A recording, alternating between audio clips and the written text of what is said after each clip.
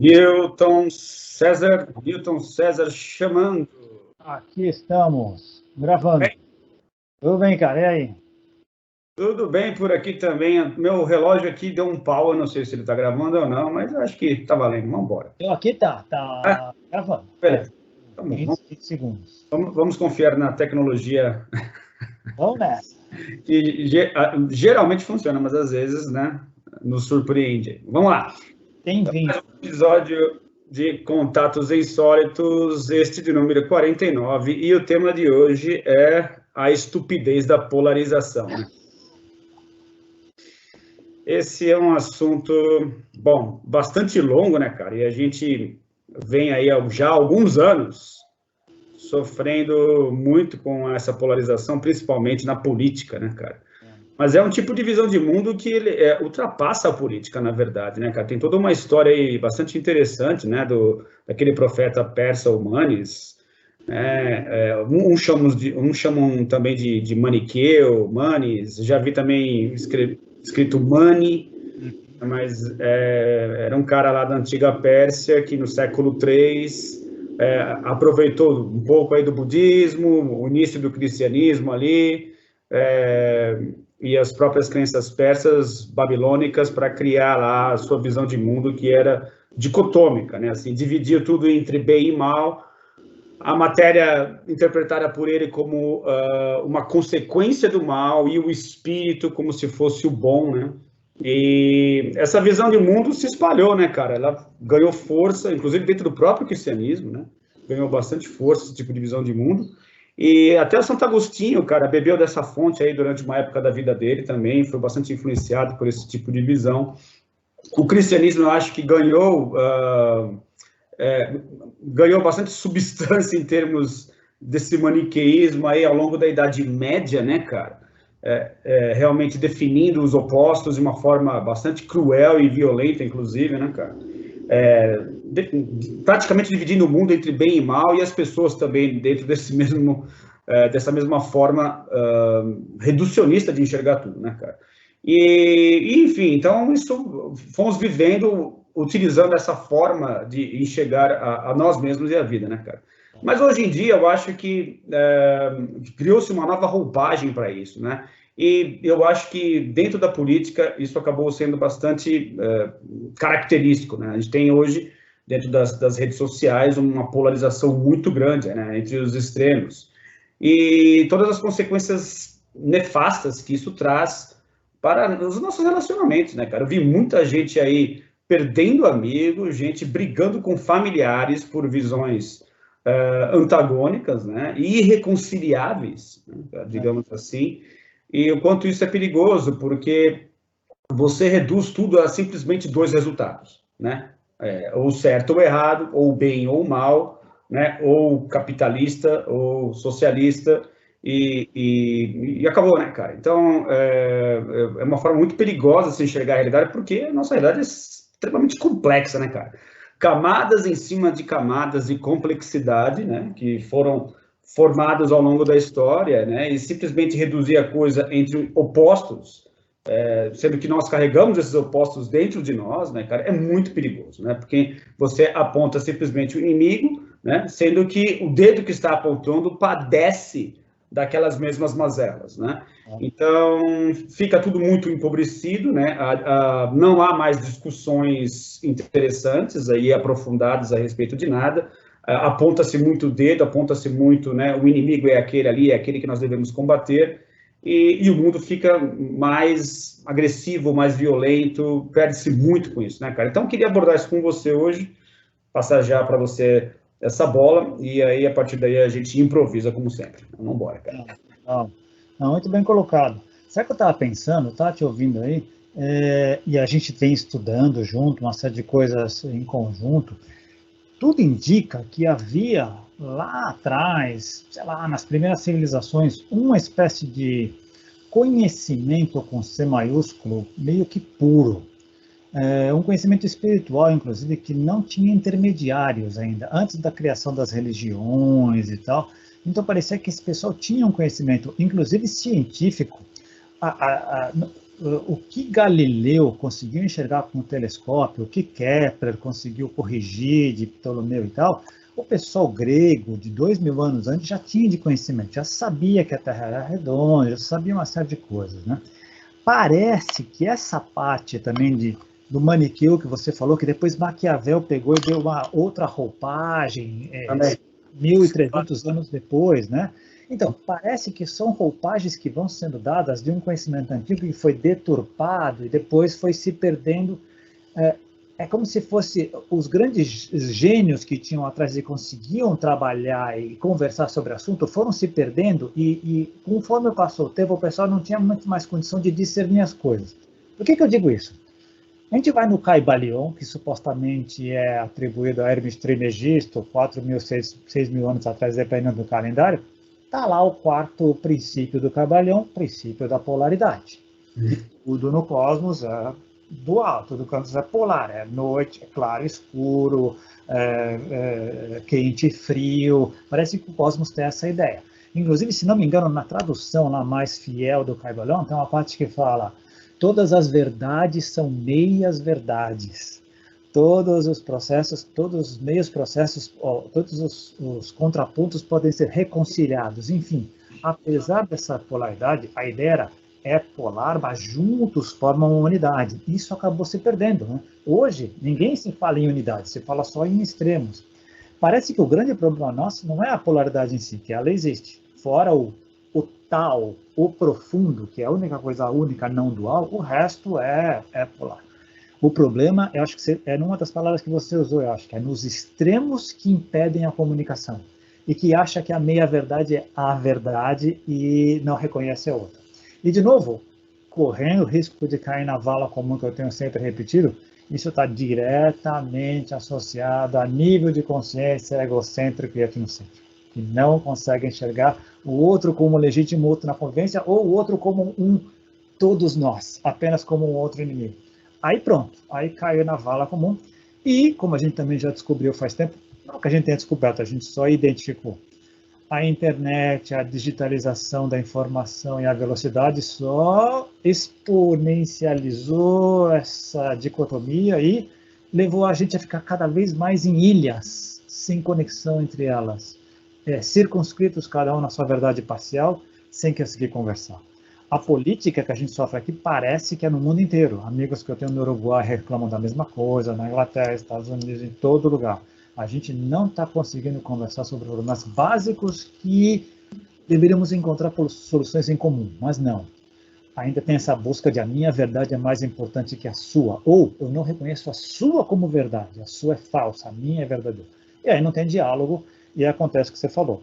Quantos amigos não tiveram problemas familiares, quantas pessoas deixaram de conversar.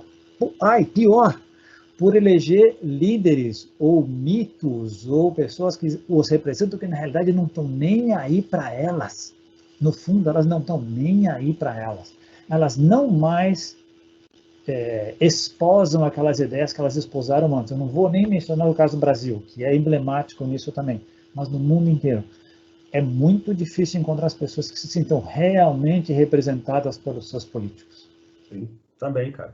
Mas você mencionou uma coisa que eu acho fundamental aí, cara, que é o etnocentrismo, cara, que eu acho que realmente tem tudo a ver com essa questão da polarização, né, cara? Então, é uma questão só da minha etnia ou do meu grupo, né? E tudo que é diferente disso passa a ser meu inimigo. Eu acho que isso tem um peso muito grande, né, na abordagem maniqueísta, ou na abordagem da polarização em si, né?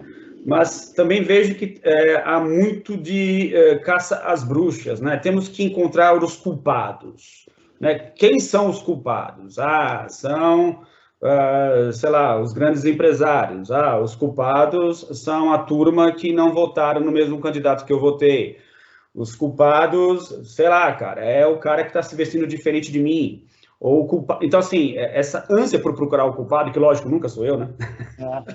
Olha, eu nunca faço parte, né? Eu nunca tenho uma parcela, né, na problemática apresentada no mundo, né? Eu sempre sou a pessoa boa, eu sempre sou o cara legal, né? Eu acho que tem essa condição psicológica também, que eu não sei te dizer qual o nome disso, né? mas essa caça às bruxas, né, querer achar culpados, eu acho que pesa bastante nisso também, né, cara, e é perigoso também, porque realmente a gente passa a querer fazer justiça com as próprias mãos, né, rotulamos, né, a gente passa a identificar os opostos, né, e isso é uma coisa que, inclusive, eu coloquei na descrição do livro, né, cara, que e eu acho que isso explica por que nas redes sociais isso ganhou ampla divulgação e ampla adoção, né?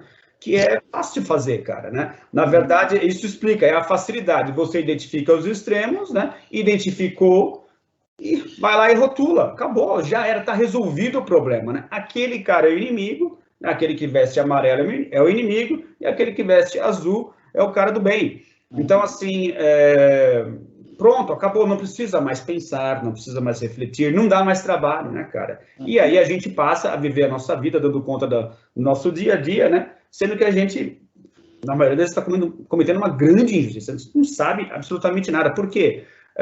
Aquelas pessoas estão envoltas de uma complexidade enorme que a gente não conhece, não tem acesso, né? E não dá para você dizer que isso é 100% algo ou é 100% outra coisa, né? As coisas são muito mescladas, né? Existe uma mescla, existe a emenda não é muito visível, né, cara? Onde termina o bem e onde começa o mal, né, cara? Esses limites, eles não são nada claros. E o perigo desse tipo de polarização, ou não tipo de polarização, a polarização em si é perigosa, mas esse tipo de abordagem, digamos assim, ou o filtro que utilizamos para ler o mundo, né, cara, é muito perigoso, porque ele estabelece fronteiras fictícias, né, cara, de que não estão ali, mas você coloca ao rotular algo, né, ao rotular alguém, etc.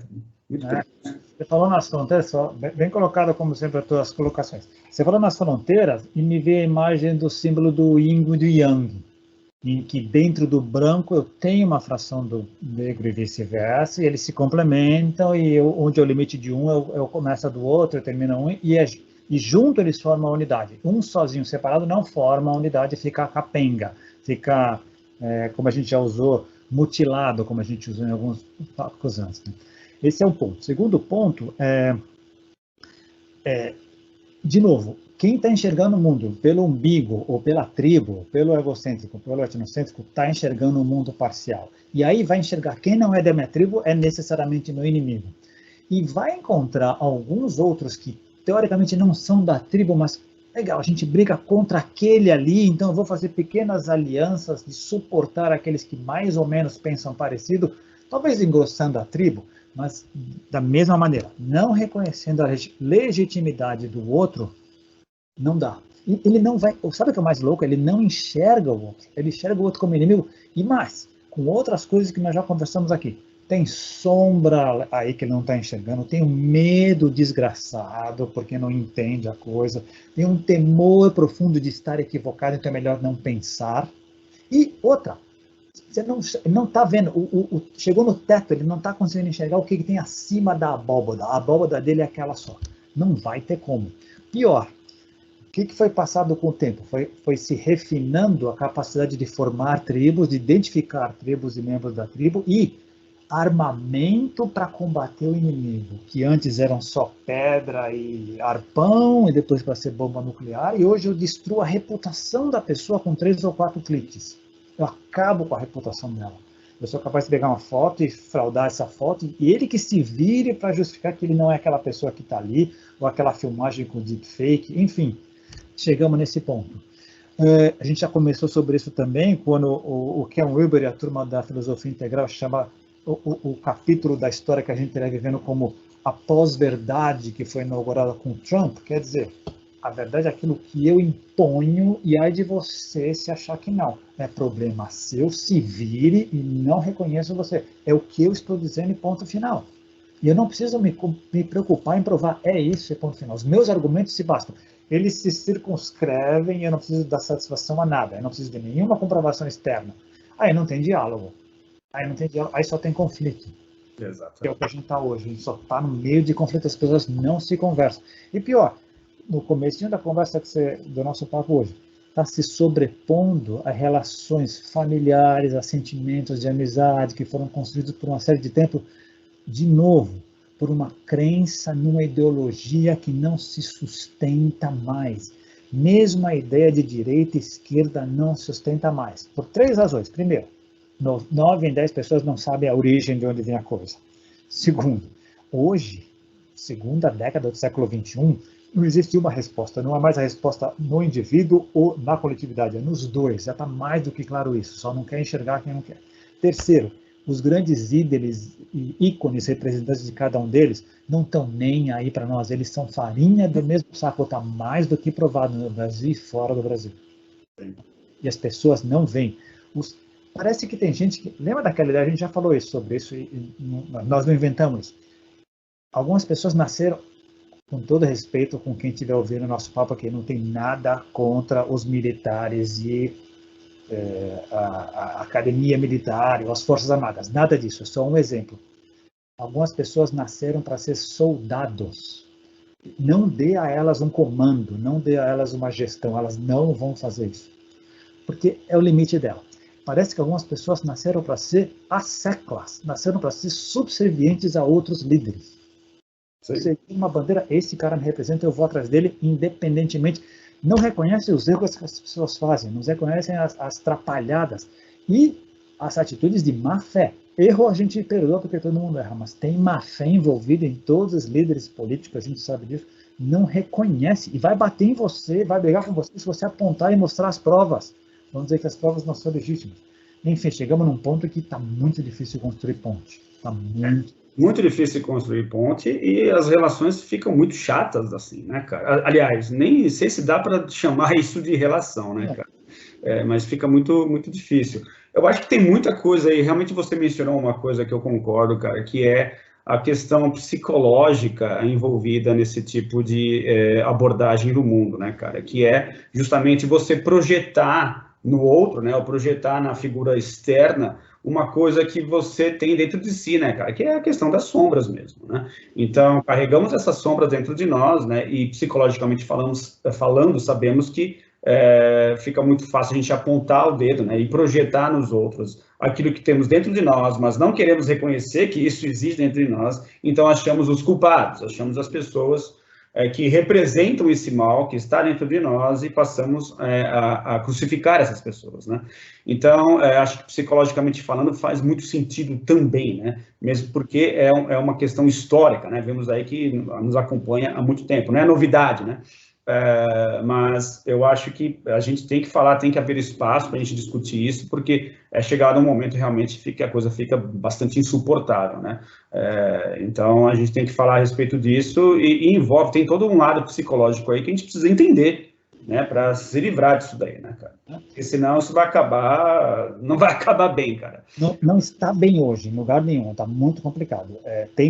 Tem um movimento, claro, eu continuo acreditando que tem um movimento de pessoas que estão enxergando a cena, que estão tentando aliviar e criar essas pontes, mas não está fácil.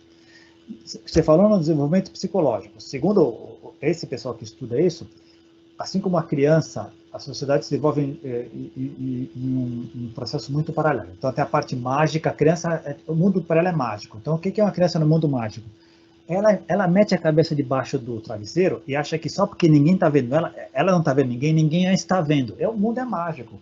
Ou ela está com fome e chora, a mãe arruma comida para ela. Puxa, esse mundo é mágico, minha mãe é mágica, né? O passo seguinte é o mítico, quer dizer, puxa, não tem explicação para nada, mas acontece, é Deus, é o cosmos e tal. Então aí entra religiões. O que é religião? Você é da minha turma, você crê no mesmo Deus que eu, você me reconhece como o profeta intermediário de Deus, estamos comigo. Todo o resto é infiel. Todo o resto vai para o inferno. Todo o resto precisa ser catequizado ou morto. Isso é pensamento egocêntrico e etnocêntrico. E aí pula. Religião, partido político, e começa a abrir o leque. Sociedade, rico contra pobre. Essa dicotomia, de novo, a gente vai cair nessa polaridade que não se conversa, né? Instruído contra não instruído, sabe? Esportista aqui. Olha as Olimpíadas agora, que acho que foi uma excelente oportunidade para a gente conversar sobre outras coisas. Ainda tem sentido competir país contra país quando a desigualdade é tão grande? Como é que eu vou comparar as condições de praticar esportes na Mauritânia contra as condições de praticar esporte nos Estados Unidos? E colocando lado a lado, não dá. A gente Isso vai mudar, eu tenho certeza que vai mudar. Não sei se eu e você vamos ver, mas vai mudar. No futuro será uma Olimpíada assim. Vamos, como seres humanos, ver como nós conseguimos transpor os nossos limites físicos como humanos e celebrar isso, bárbaro, mas não país. Porque é dicotômico, não dá para comparar, não é diferente, né? E aquela coisa do hino, aquela coisa. É bem nacionalismo que leva para divisão, não leva para construção, né? Não ajuda nas pontas, de novo. Né? E a gente fica imerso nisso, né? Perdão. Não, desculpa, eu que te interrompi. Não, na verdade empobrece muito, né, cara? É uma visão de mundo empobrecedora, né, cara? Porque você cria uma forma de ler a realidade que ela é complexa demais, né? Para tentar resolver um problema seu, né? Que é tomar decisões, né, cara? Então, se você precisa tomar uma decisão rápida, então qual é a forma mais rápida de fazer isso? É simplesmente adotando a visão polarizadora, né, cara? Porque realmente eu não tenho mais muito o que pensar, muito mais o que resolver. Então, mais uma vez, talvez a entrada nossa aí na grande ciranda do cativeiro, né? Uma palavra que a gente gosta muito de usar, né, cara, mas que eu estou aos poucos verificando que não é a palavra mais legal para isso, e tanto é que eu estou preparando um outro episódio aí para abordar justamente isso, cara, que eu acho que bom, já é o título de um novo episódio, que é a realidade consensual, cara. Eu vi isso da boca do Bernardo Kastrup, né, cara, e eu acho que, embora a palavra cativeiro ela seja mais impactante, né, para aquilo que a gente quer abordar, a realidade consensual ela é mais autoexplicativa, cara, do que o cativeiro isoladamente, essa palavrinha, né? Bom, enfim, eu tô pensando isso com você agora, mas é um papo para uma outra oportunidade. Por que eu tô achando que é mais legal usar a realidade consensual? Porque cativeiro, mas de qualquer maneira, trata-se disso, né? É uma forma de você fracionar esse cativeiro em um pedaço ainda pior, cara, que assim, é como se você estivesse dentro do cativeiro e a visão polarizada, ela só enxerga dois cantos da sala. Então, ou dois cantos dessa cela, digamos assim, e não enxerga o restante. Então, é pior, cara, porque é mais empobrecedor, né? Você projeta nos outros problemas dos quais você padece, né? Você cria inimizades, você cria vales ao invés de pontes, você corre um enorme risco de estar cometendo injustiças, né? Você enxerga a parte considerando que aquilo é representativo do todo. Então, cara, uma série de problemas que isso apresenta para nós, e é engraçado como algumas pessoas perguntam, poxa, mas vamos falar sobre política? Eu falo assim, olha, não me interessa, e as pessoas ficarem abismadas, porque isso também cria uma falsa impressão de que, além dessa visão polarizada, não existe nada.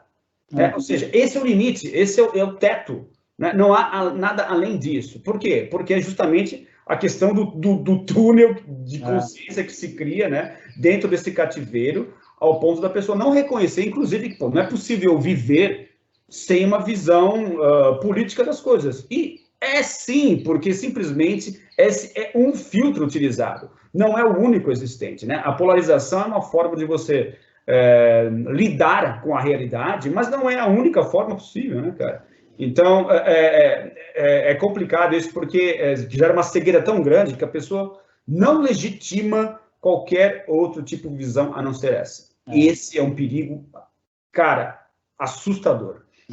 Não, legal. Não, vai ser muito interessante, porque eu gosto muito do termo cativeiro, porque dá a ideia de prisão, mas a gente vai chegar lá, deixa no próximo episódio. Eu estava te ouvindo,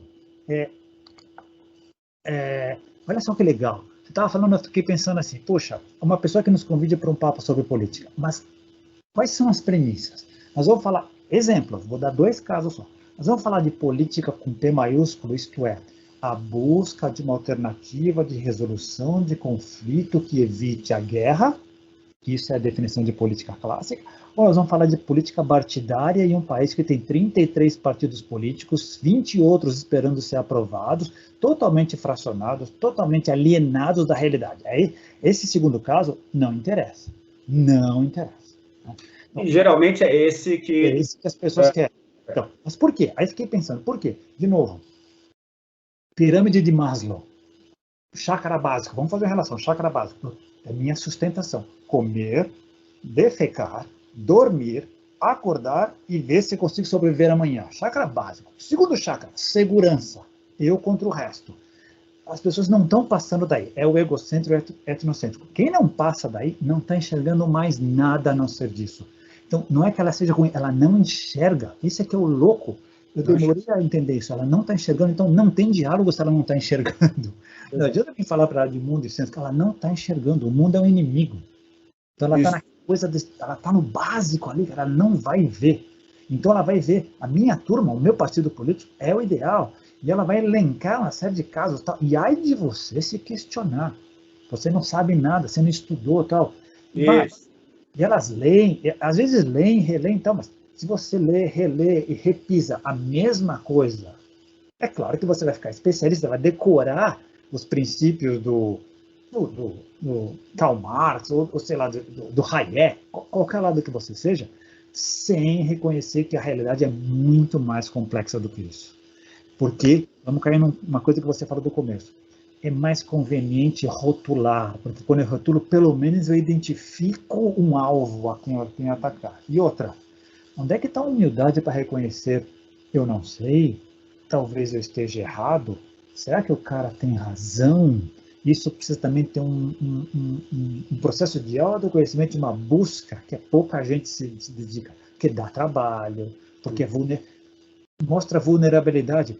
É bom ser vulnerável no mundo de hoje, é legal se mostrar vulnerável, você vai ser comido, você vai ser uma gazela rodeado de leões por aí. Não é fácil. Então é compreensível que as pessoas sejam assim.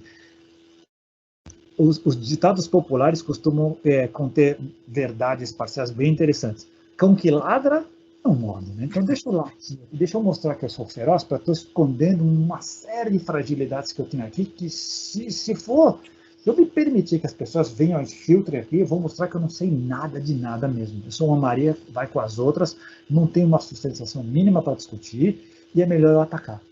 É melhor atacar.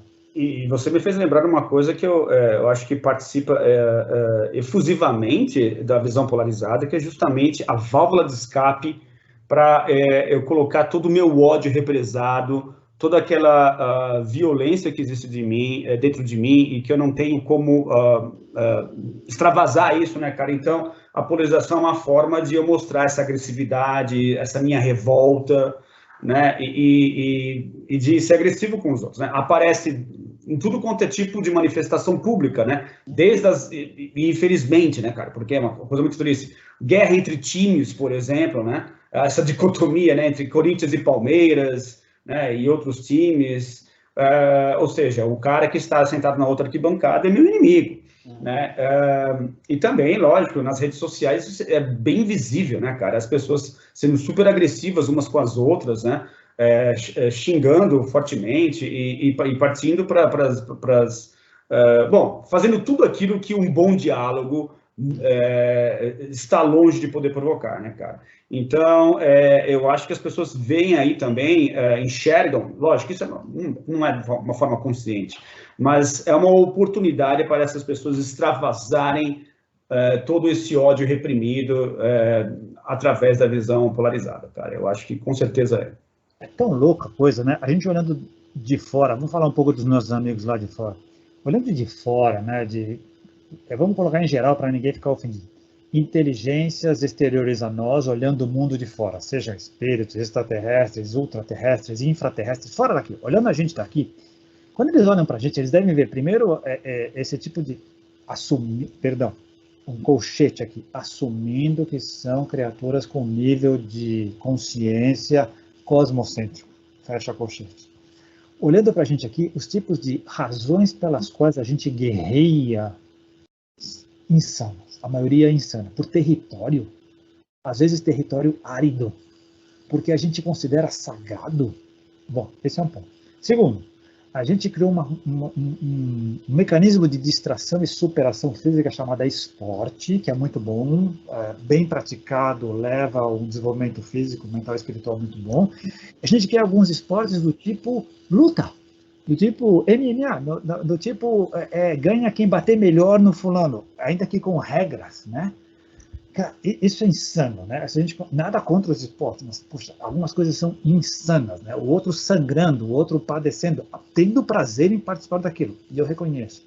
Outra coisa que essas Olimpíadas chamaram a atenção, você deve ter visto ou ouvido falar, algumas pessoas extraíram muito uma tribo específica de esportistas, chamado skatistas, que eles vibravam um com o outro, em vez de ficarem competindo entre eles, um vibrava com o sucesso do outro. Então ninguém nunca viu isso. Como é que você está ficando contente que você perdeu e fulano ganhou? Quando essa tribo parece que ela se regozija em verem manobras diferentes serem feitas independentemente de por quem. Uma coisa que as pessoas não estão acostumadas, é uma outra tribo que tem uma outra linguajar. Não são perfeitos, não estou defendendo isso. É um outro olhar, não é meu inimigo, eu não tenho que superá-lo. Né? Nós estamos juntos nessa. Enfim, temos muito ainda que aprender, uma série de outras coisas. De novo, enquanto houver essa rotulação e colocando o que você falou, a gente escolhe bodes expiatórios diferentes para veicular essa raiva que está contida e acumulada, porque se ela ficar em mim, ela explode em mim. Eu não posso permitir que ela explode em mim. Eu não posso. Se eu tiver que olhar para mim, eu estou ferrado. Então deixa eu jogar para fora, porque pelo menos eu concentro minha atenção lá. Sim. Qualquer um. E eu pulo de política. As redes sociais, inclusive, facilitaram. Eu posso escolher vários bodes expiatórios. Eu não preciso mais ficar só num. Que antes eu tinha que escolher um, ou era o político, ou era o do time adversário. Não, tem vários, eu posso decantar e decupar a minha raiva desse tipo de coisa. E aí virou um show de horrores. Um show de horrores. Tanto é que existe um termo, né, cara, que é o famoso hater, né, cara, que é aquele cara... Os haters, né, cara, que são, bom, para quem tem dificuldade com o inglês aqui, é a pessoa que tem ódio, né, os odiantes, digamos assim, né, as pessoas que se aproveitam da internet para extravasarem todo o seu ódio e saem por aí criticando a tudo e a todos, né, cara, não importa quem seja, né, cara, e é uma atitude tão imbecil, cara, eu não consigo... Chegou num ponto de insanidade que, teoricamente, cada um teria a possibilidade de ter uma liberdade e autonomia para criar a sua página, o seu espaço para se expressar da maneira que quisesse, porque só cabe a ele ou ela se expressar. Para quem quisesse ouvir, quem não quiser, não dê bola. Não é como televisão. Mas hoje a pessoa tem que se preocupar se o que for dizer vai chegar num desses haters aí, porque a onda que vem ao contrário não é uma onda, é um tsunami. E pode te arrasar de uma hora para outra. Olha que ponto chegamos. Mas eu acho que também entra aí o mesmo mecanismo psicológico que eu mencionei para você, de que essa vontade, ou não sei se vontade seria a palavra correta, mas essa manifestação desse ódio todo, precisa ter uma válvula de escape. E a internet é o mecanismo ideal, porque, cara, qual que é a dificuldade? Você entra, né, no conforto do seu lar e começa a disparar os seus torpedos, né, cara, tudo quanto é lugar, é muito fácil de fazer, né? Então, assim, eu acho que muito do que vemos em relação à polarização, que é o tema desse episódio de Contatos Insólitos, cara, é justamente a facilidade com que a tecnologia permite que a gente se manifeste, cara, e essa facilidade, ela vem para o bem e para o mal, né, cara? Porque, infelizmente, as pessoas, enfim, devido ao nível de consciência que você mencionou bem no início, né, cara, vão se manifestar de uma forma condizente com esse nível de consciência. Né? E essa facilidade, eu estava falando, essa parte negativa, me veio na cabeça duas ideias. Primeiro, a possibilidade do anonimato. No cara a cara, eu tenho que aparecer, eu tenho que dar cara para bater. Na internet eu posso me esquivar em alguma coisa, em alguma figura anônima, é muito fácil. Ou o outro, no efeito turba. Eu vou ser um e mais 400 mil que vamos detonar aquele, então ninguém vai olhar o meu nome naquela lista, eu vou junto com a turba. Eu vou junto e vou detonar. E eu estou na massa. Que é o efeito que ocorre justamente em briga de torcida, né, cara? Justamente você se sente protegido pelo fato de ter muitas pessoas ali e você vai junto na onda, né, cara? Muito perigoso, perigoso. Mas, cara, eu acho assim que o interessante, por mais que seja difícil isso, porque você mesmo mencionou que as pessoas que estão presas a esse paradigma, digamos assim, de ver tudo através dos extremos, de enxergar outras visões, eu acho que não existe outra forma de você combater a não ser revelar outras formas de se ver, né, cara? Revelar para essas pessoas, olha, não existe só isso. Vocês estão considerando que esse é o fim, ou que esse é o limite, ou o máximo em relação à forma como você enxerga as coisas, mas existem outras possibilidades aqui, né, cara?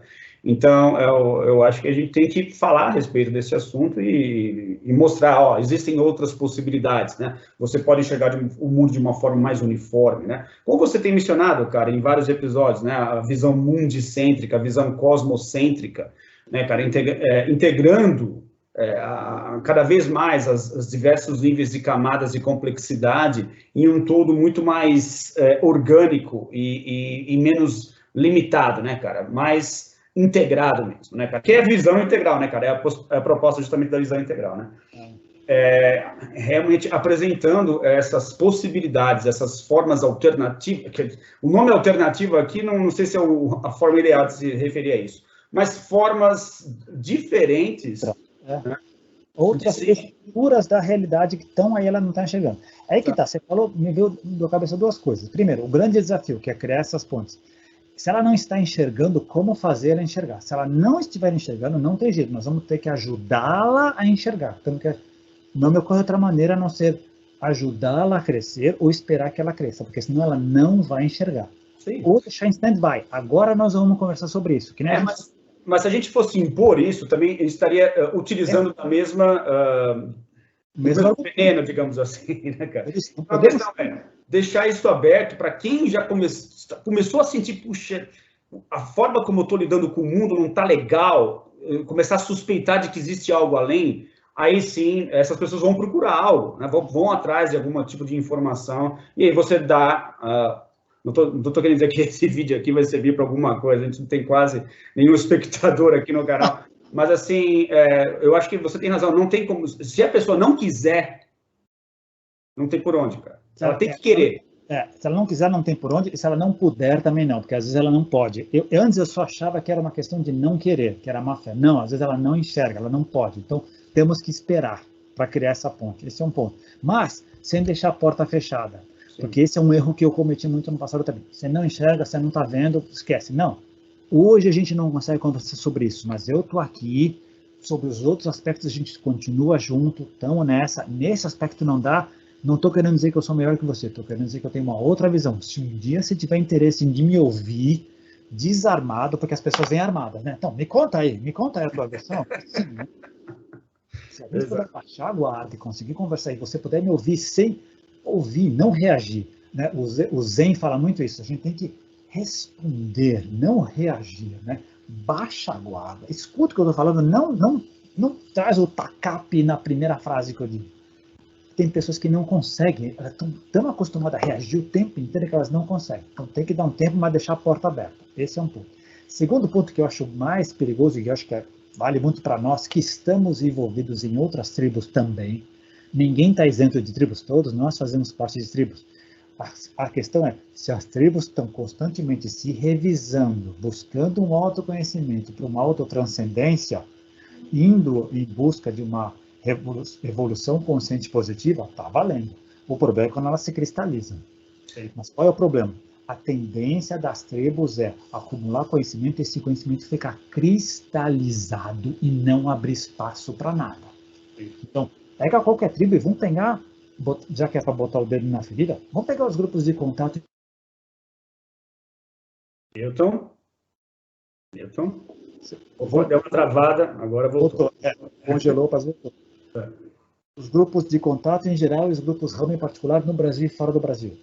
Nem todos têm uma estrutura montada e estão fazendo um papel genial, perfeito, mas até que ponto essa revisão constante de estamos nos cristalizando, estamos nos acompanhando o desenvolvimento do tempo, estamos acompanhando a evolução do cosmos, estamos atentos às modificações que estão acontecendo aí, estamos flexíveis ou estamos muito cristalizados?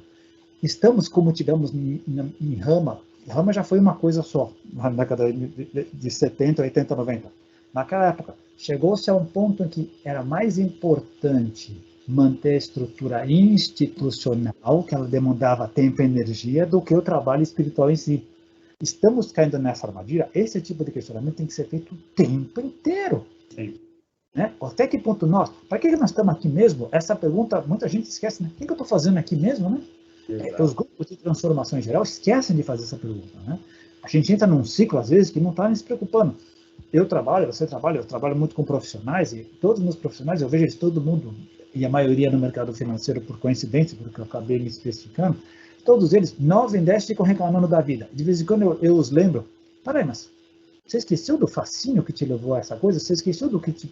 Você não está satisfeito? Não dá para mudar? E muitos deles falam, é loucura, eu entrei num giro que eu não percebi que eu estou nele. Não percebi que eu estou nele. A maioria de nós, às vezes, entra num giro e não se toca, que a gente é escravo daquilo que antes nos fascinava. Antes nos... E precisa estar constantemente saindo, é olhar da testemunha, né? É sair, olhar de fora. Isso é fundamental fazer o tempo inteiro, olhar da testemunha, frio. Como é que eu estou me comportando? Como é que está acontecendo? Por que está me incomodando? Por que a fala do fulano me incomoda? O problema não está no fulano. Eu acho que é até natural, o Newton, as pessoas se organizarem em tribos. Acho que naturalmente acaba ocorrendo, porque existem interesses, e a palavra interesse é muito interessante, né? Porque justamente, nem sempre ela é negativa, né? O interesse ele pode envolver coisas muito positivas, né? Temos algo em comum, a minha experiência ou o meu relacionamento contigo, ele é rico, me gera, sei lá, vários níveis de satisfação, então vamos manter contato, vamos criar um projeto, vamos fazer algo juntos. Então, assim, é natural que as pessoas se organizem em tribos, não necessariamente, né? A gente não está querendo dizer aqui que a tribo é ruim, mas eu acho qual que é o problema, justamente o que você mencionou, né? Se isolar ou se cristalizar dentro de uma visão de mundo, dentro de um paradigma especificamente, sem ou deixar de fazer essas pontes com as outras tribos, né? Que é uma coisa que você, dentro de Rama, sempre fez muito bem, né, cara? Que não deixar a coisa ficar cristalizada e buscar, sei lá, conhecimento lá fora, nos grupos Rama no Peru, e, sei lá, Colômbia, outros lugares que você passou aí na América do Sul, que é bastante enriquecedor, né, cara? Então, eu acho que, e no Brasil recentemente, né, que você fez aí a última vez em Itatiaia em 2019, né, cara? 2019 ou 18? 19. Foi 19? Porque a pandemia ocorreu no finalzinho do ano, foi 2019.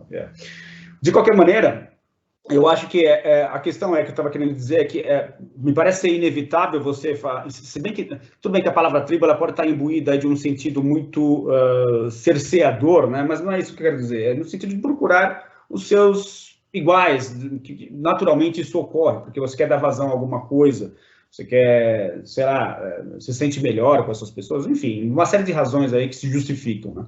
Mas que o problema seria justamente ficar ali simplesmente só dentro daquele ambiente, sem ter nenhuma referência externa, esse que é o perigo, né? Então, acho que aí fica um grande aprendizado, uma grande lição para todos nós, que a gente exercite mais essas pontes, né, ao invés de criar esses vales, né?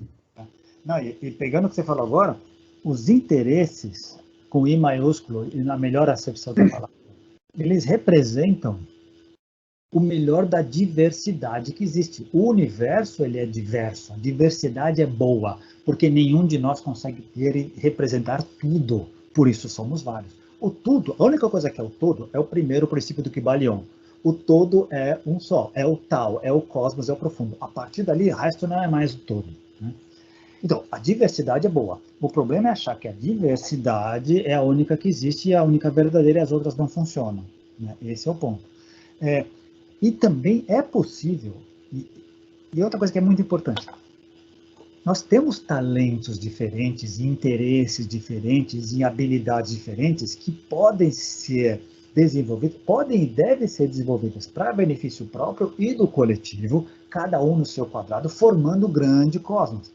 É possível, como o grande Buckminster Fuller disse, já que somos todos tripulantes da espaçonave Terra, nem todo mundo é capitão, tem lugar para todo mundo, mas tem lugar para todo mundo e cada um tem que ocupar o seu espaço.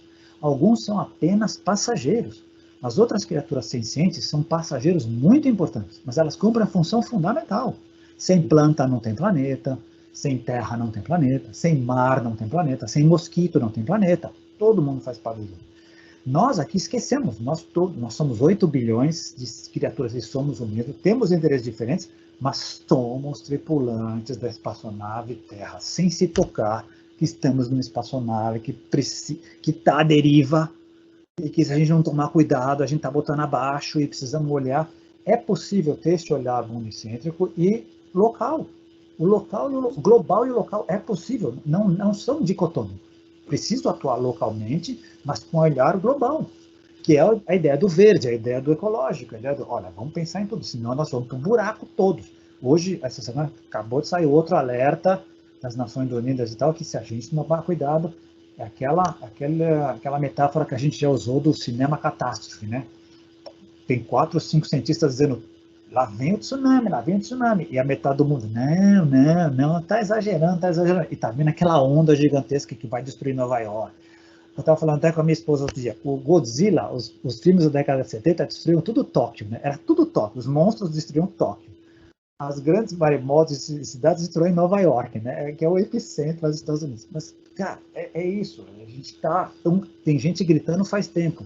Sim. Usando a metáfora do Carlos Paz no livro dele lá, tem gente gritando porco, porco, porco na estrada o tempo inteiro, faz muito tempo. E a gente não está dando bola e o carro continua desgovernado. A gente vai trombar lá na frente. Vai trombar. Não tem jeito. Mas uma coisa que você mencionou, cara, que é muito legal, me fez pelo menos refletir a respeito disso, cara, e acho que é importante a gente colocar aqui, porque assim, na verdade, cara, muitas palavras ficaram desgastadas com o excesso de uso, né, cara? Uma que ficou assim, cara, completamente serve para qualquer coisa, né? É a palavra democracia, né, cara?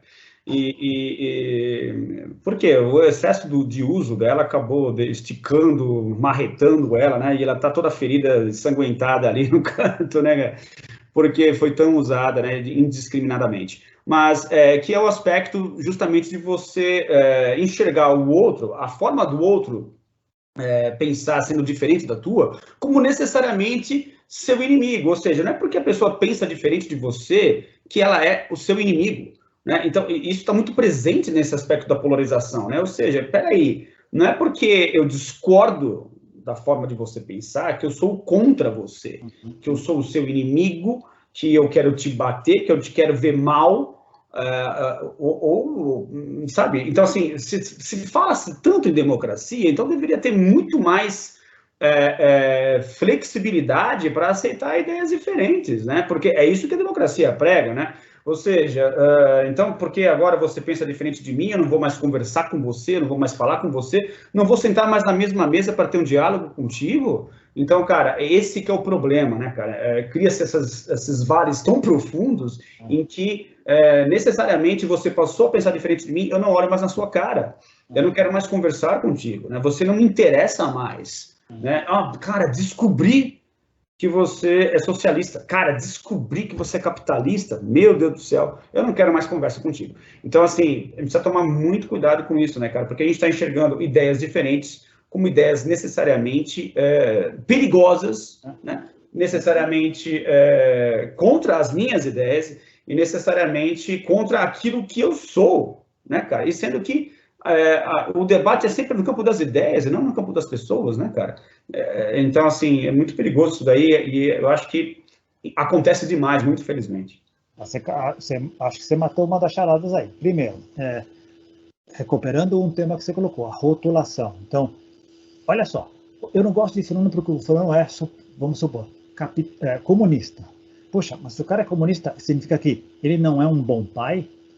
Ele não paga os impostos? Ele é um mau profissional?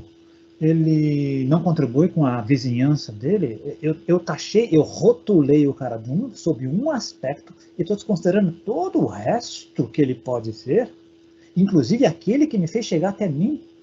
Muitas vezes ele é meu amigo só porque agora ele tem uma visão de mundo que é diferente da minha. Ele pode até estar errado, mas... E daí? E todo o resto, como eu já falei várias vezes aqui, o que o grande Jorge Trócoli me ensinou, a gente aprende a gostar das pessoas pelas virtudes que ela tem. E a gente vai convivendo e vai descobrindo que ela tem defeitos.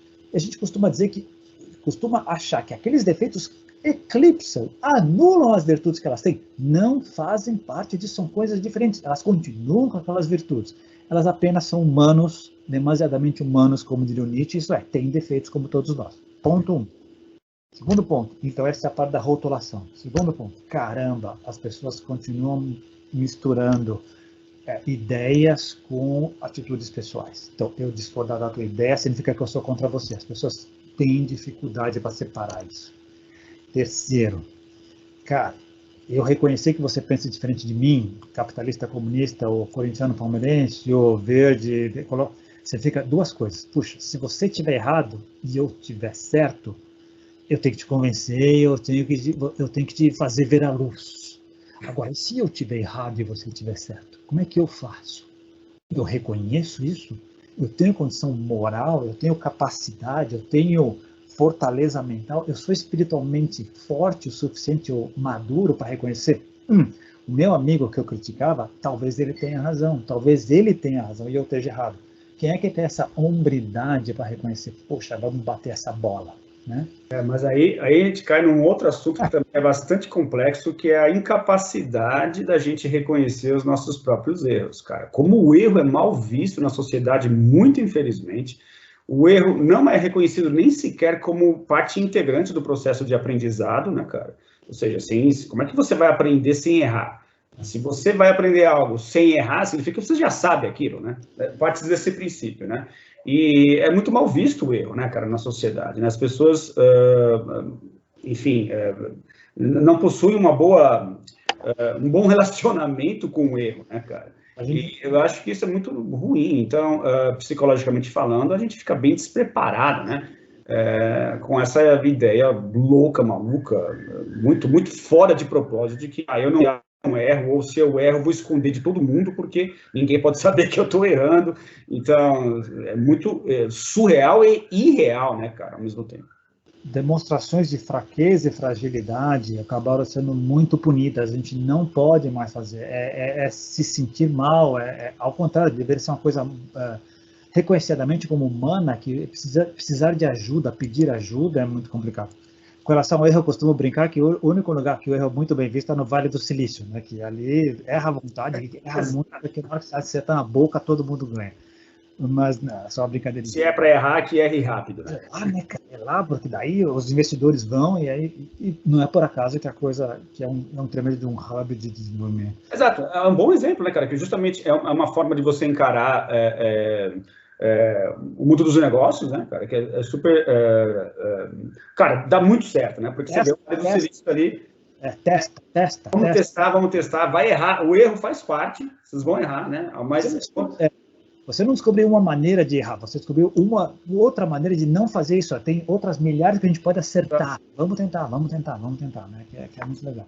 E outra coisa que você estava falando, que é o seguinte, mesmo a parte da democracia em si, que é uma coisa que a gente prega nos grupos Rama, que é uma das grandes sacadas do Carlos Pass, que é o grande desafio, chegarmos a consensos temporários que nos deem respostas para a realidade que a gente está vivenciando, flexíveis o suficiente para serem adaptadas às mudanças que a realidade nos promove todos os anos.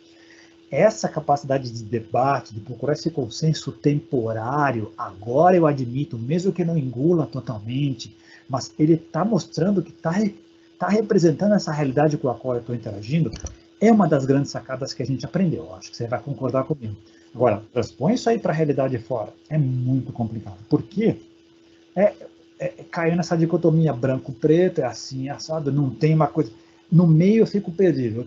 As pessoas ficam perdidas com a ideia da dúvida, da verdade temporária, da verdade parcial. Elas querem um absolutismo que não existe. Não existe aqui e agora, só existe no tal. Aqui e agora não tem. E elas precisam disso. Por quê? Porque quem está enxergando naquele nível do umbigo e para baixo, não vai enxergar outra coisa. Eu e o resto. E não vai ter outra, não vai enxergar. Isso aqui é o que eu percebi. E é terrível.